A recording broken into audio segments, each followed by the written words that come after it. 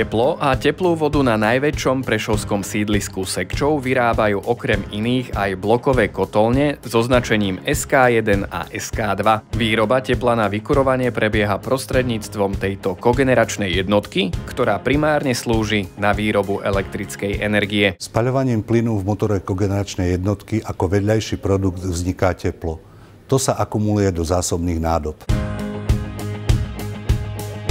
Vyrobené teplo z týchto nádob je distribuované potrubím a cez výmeníkovú stanicu tepla do dvoch blokových kotolní SK1 a SK2. Následne sa z nich teplo na vykurovanie distribuuje konečným odberateľom.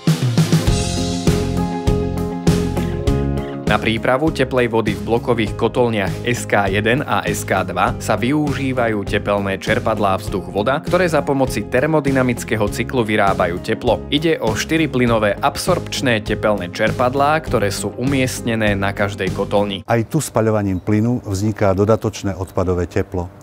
To sa spolu s teplom získaným z okolitého vzduchu umiestni do akumulačnej nádrže. Následne teplo prechádza sústavou výmeníkov a putuje do zásobnej nádrže. Stačí už len doma, v škole alebo na úrade otočiť kohútik.